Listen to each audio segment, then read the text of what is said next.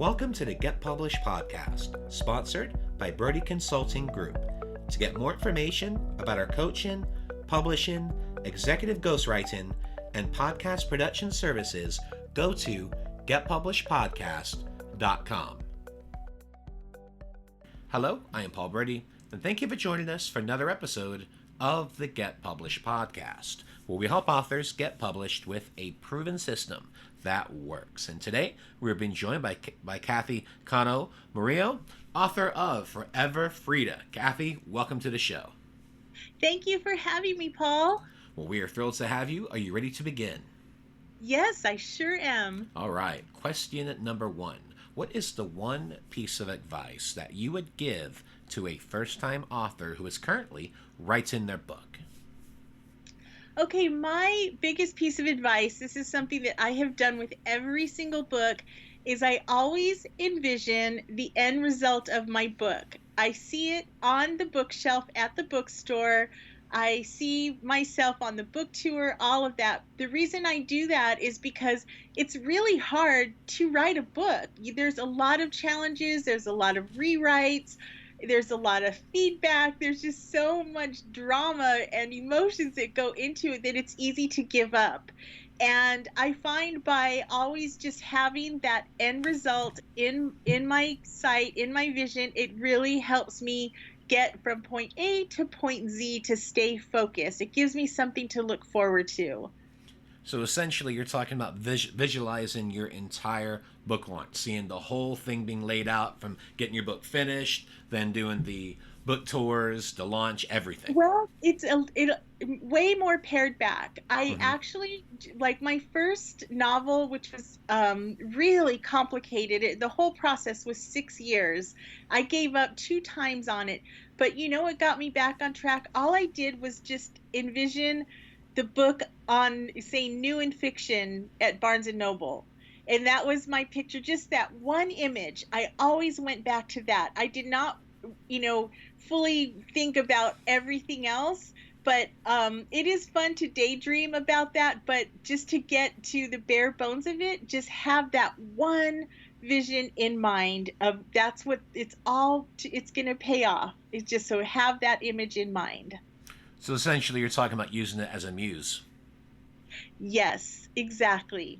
And there's so many layers that go into that of why that is important. It's important because we have a lot of self-doubt that we say this will never get published or this won't work or I suck. All of those things, by envisioning that end result, it's a way of just reminding yourself, like, I can do this. I got this. I'm going to finish it. I'm going to get through it. And this is going to be the end result of it. And what do you feel is the hardest part about getting published? Well, I think the hardest part about getting published is thinking about, quote, getting published. We put too much into, oh, I need an agent, or, oh, I want a big book deal. I want an advance. I want this. I want that. And that takes away from the energy that it puts into crafting a really good book. Really focus on writing a good book, have your outline, have your good, if it's fiction, your characters, if it's nonfiction, what is the point of your book? How does it serve? How does it solve a problem? If you have a really good book with a good outline, a good premise, you will get published. There's steps that you have to follow and reach out to, but trust me, the cream rises to the top. And it's not going to fall out from the sky. You have to do work on it. You have to research, things that I did with my books. I would go to the bookstore, pick up a book where I liked what it was. I would look at the acknowledgments from the author. I would see the book editor because they always thank their book editor. And then I would go and I would follow that book editor on social media. I would just kind of get in the field just to attract that kind of energy. And then that's who I knew where, okay, this is how I want to follow them because they're going to tell me how to submit and what they're looking for. And so you have to do the homework to get there. A lot of people think it's just going to fall out of the sky, and it does not happen like that. Let's talk about marketing. So please share a marketing strategy that you have used in your book launches that has worked well. Oh my gosh, I have a lot of them. Well, one of my favorites with Forever Frida was definitely Instagram stories.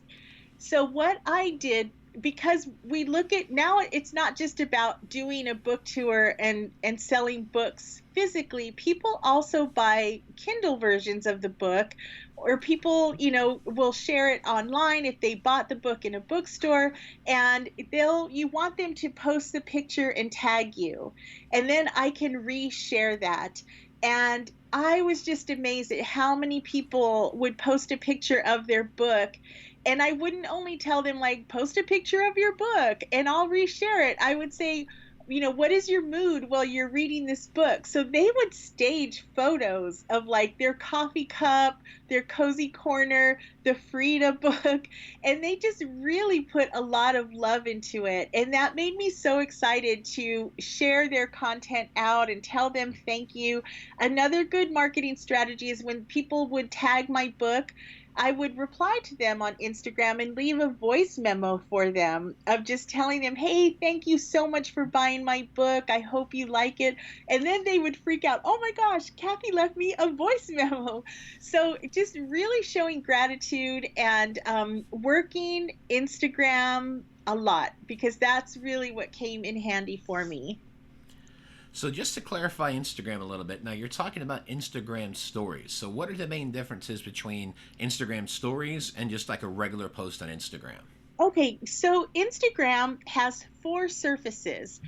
There's IGTV, which is a video that's longer than a minute. There's the Instagram feed, which is the pictures that you scroll up.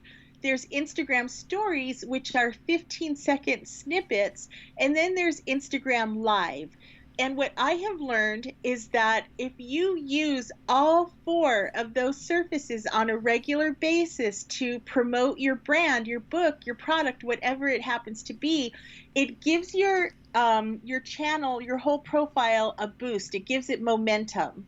They all play into each other. So I would do a YouTube video that would talk about my book, telling people about it, and then I would edit another version for Instagram TV, IGTV, and I would put that up there. Instagram stories, it's just like a little behind the scenes. It's almost like a diary, sort of a visual diary, whereas your Instagram feed is different pictures that go in that people scroll by.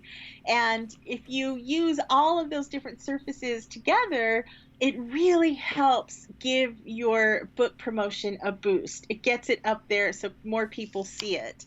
And I think a lot of people don't realize that. And another big mistake is people say, "Oh, I'm not good with technology," or "Oh, I hate social media." Those are the wrong things to say when you have a new book out. You want to embrace social media, embrace Instagram, because that's where the crowd is. That's what people are doing, and they're all hungry for new forms of entertainment. So go for it. So you mentioned Instagram TV, Instagram stories, Instagram live, and also just the regular Instagram posts. Is that correct? Those are the four surfaces? Yes, yes. You use all four of those together. So if you're on the app and you're clicking on this, is it going to give you that option to go to all these different areas? How does that work?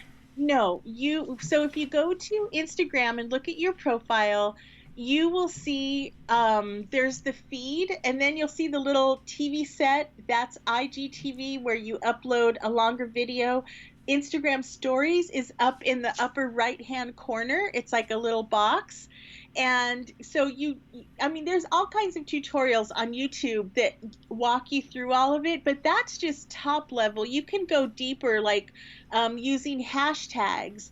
And hashtag, like say I have Latina author, Arizona author, those hashtags, I can use those. And then for people who follow those hashtags, they can follow that feed of the hashtag.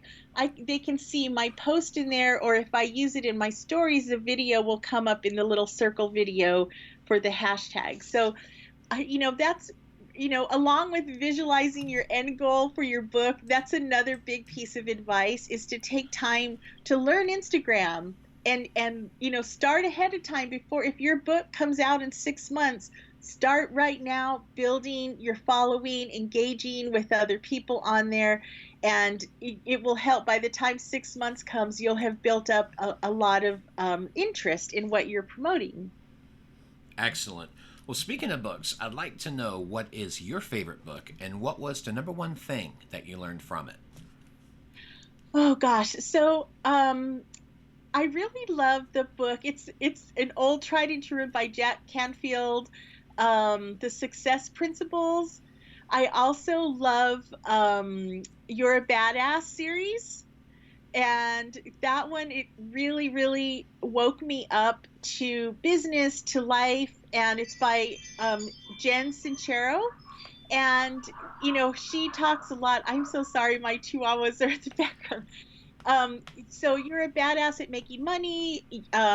You Are a Badass. Those books really woke me up because they really talked about money and putting yourself out there, being fearless.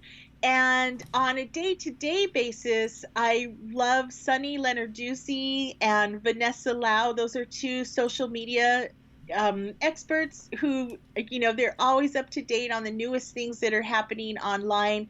So I follow them, and that's where I learn a lot of my Instagram info is from them. And it has worked wonderfully. And for a final question, what is your favorite quote and why? Oh, my favorite quote. I heard this at a conference one time. If it's not a hell yeah, it's a no. So in other words, it's you either love it or it's not worth it. Our time is taken up by so many things.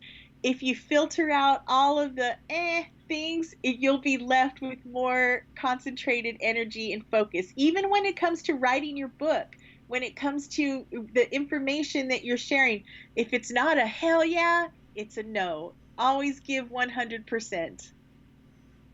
Well, Kathy, I want to thank you for being a guest on the show. What is the best way for people to find you online?